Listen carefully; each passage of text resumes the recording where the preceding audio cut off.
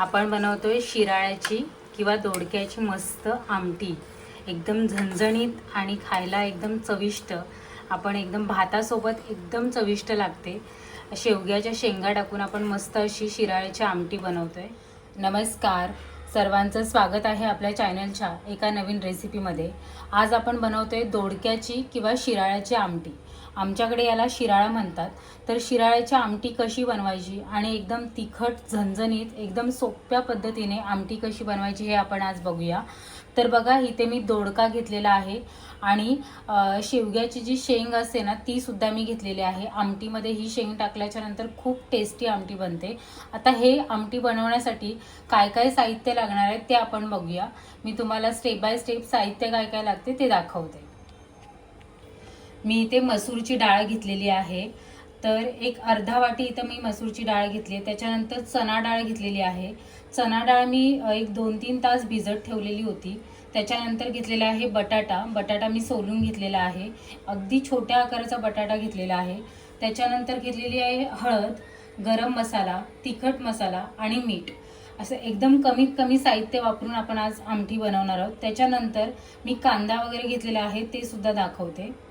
तर बघा, एकदम छोट्या आकाराचा मी कांदा कट करून घेतलेला आहे। त्याच्यानंतर टोमॅटो घेतलेला आहे, 2 मिरच्या घेतलेल्या आहेत, लसूण आहे, कढीपत्ता आहे आणि कोथिंबीर। एवढं सगळं साहित्य वापरून आता आपल्याला आमटी बनवायची आहे। तर दोडका आता आपण व्यवस्थित किसून घेऊया।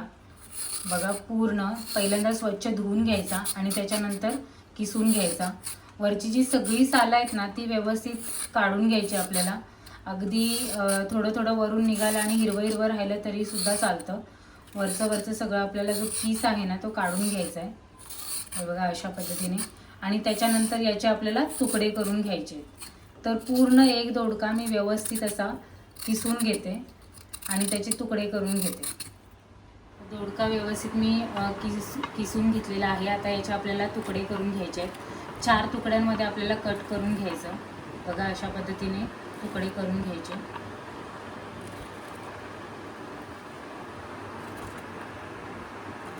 तर आता आपण सगळ्यात पहिल्यांदा कुकर लावून घेऊया।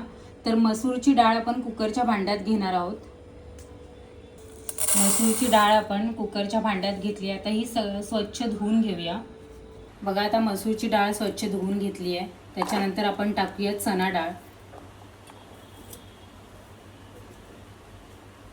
चणा डाळ नंतर आपल्याला टाकायचं आहे त्याच्यामध्ये बटाटा। आणि हे सगळं परत एकदा पाण्याने स्वच्छ धुवून घ्यायचं आहे। आता हे सगळं शिजण्यासाठी आपल्याला थोडंसं पाणी टाकायचं आहे, अगदी थोडंसं पाणी टाकायचं। त्याच्यानंतर आपल्याला टाकायचं टोमॅटो आणि 2 हिरव्या मिरच्या। याच्यामध्ये आपण ॲड करूया शिराळा किंवा दोडक्याचे जे तुकडे आपण केले होते ते पण ॲड करूया। बघा, पूर्ण व्यवस्थित ॲड करून घ्यायचे। जास्त आपल्याला पाणी याच्यामध्ये नाही टाकायचं आहे, कारण पाणी हा जो आहे तो एकदम सॉफ्ट पडला की मग त्याला सुद्धा पाणी सुटतो। त्यामुळे एवढंच पाणी आपल्याला ठेवून घ्यायचं आहे। आता आपण कुकर लावून घेऊया। तर कुकरमध्ये आपण हे ठेवून याच्या 3 शिट्ट्या आपल्याला काढायच्या आहेत। भात सुद्धा मी याच्याबरोबरच लावून घेते, कारण दोडक्याची आमटी आणि भात खरंच खूप छान लागतो। आता कुकरचं झाकण लावून घ्यायचं आणि 3 शिट्ट्या आपल्याला मध्यम आचेवरती काढून घ्यायच्या।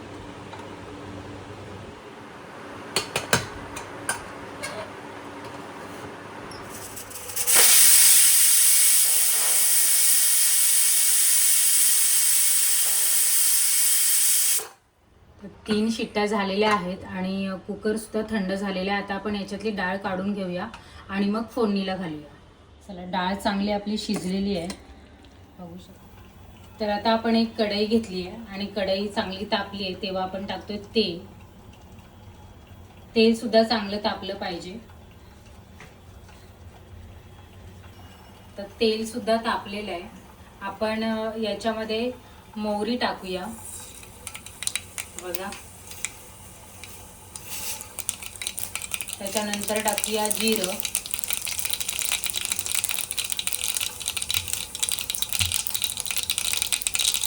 थोडासा हिंग टाकूया।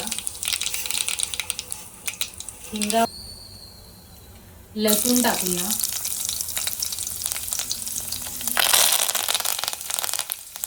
कढीपत्ता,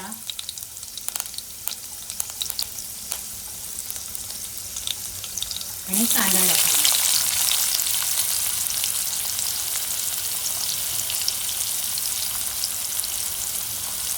थोडासा कांदा व्यवस्थित परतून घ्यायचा.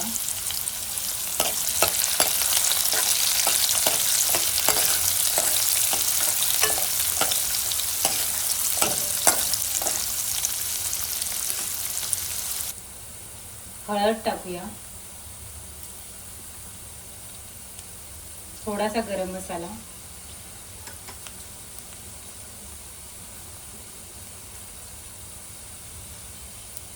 आणि तिखट मसाला. हे सगळं व्यवस्थित मिक्स करून घेऊया आणि टाकूया आपण शेवग्याच्या शेंगा. शेंगा व्यवस्थित सोलून घेतलेल्या आहेत आणि धुवून सुद्धा घेतलेले आहेत. व्यवस्थित सगळं तेलासोबत जेवढे मसाले आहेत ना ते सगळे मिक्स करून घ्यायचे. शेंगांना व्यवस्थित लागलं पाहिजे. आता आपण टाकूया जी आपण शिजवलेली जी डाळ आहे ना ती टाकूया.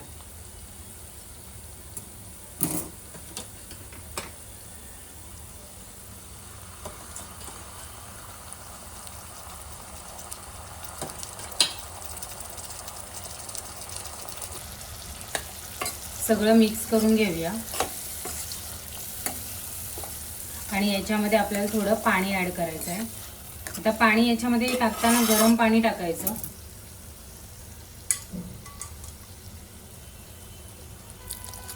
बघा, जेवढी तुम्हाला डाळ हवी आहे ना तेवढी घट्ट पातळ असं बघून पाणी आपल्याला टाकायचं आहे.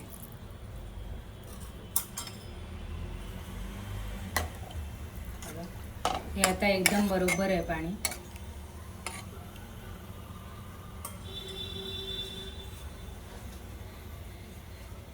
आता आपल्याला मीठ टाकायचं आहे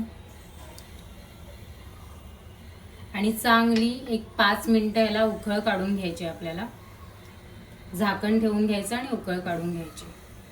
तर बघा 5 मिनिटं झालेली आहेत आणि आता आपण झाकण काढून बघूया.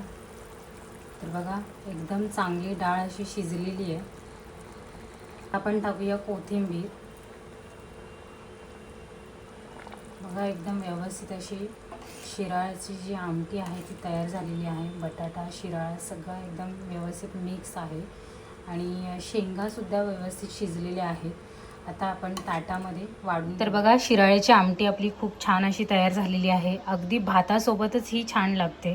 काही नाही, फक्त भात आणि शिराळ्याची आमटी आणि एखादा पापड. खरंच छान कॉम्बिनेशन आहे आणि बनवायला सुद्धा अगदी झटपट आहे. कमी साहित्यांमध्ये खूप छान बनते आणि खायला तर एक नंबर लागते. म्हणजे कुठलीही डाळ नेहमी खाण्यापेक्षा या शिराळ्याची पावसाळी ज्या भाज्या मिळतात ना त्यांच्या आमटी करून सुद्धा खाल्ली तरी खूप छान लागते. तर एकदम सोप्या पद्धतीने शिराळीची आमटी कशी बनवायची हे मी तुम्हाला सांगितलेलं आहे. तर व्हिडिओ तुम्हाला कशी वाटली हे कमेंटमध्ये नक्की सांगा आणि अजून कोणत्या प्रकारची गावच्या पद्धतीने भाजी तुम्हाला बघायला आवडेल हे सुद्धा नक्की सांगा. आता आपण भेटूयात पुढच्या नवीन रेसिपीसोबत नवीन व्हिडिओमध्ये. तोपर्यंत सर्वांना श्री स्वामी समर्थ. जय जय स्वामी समर्थ.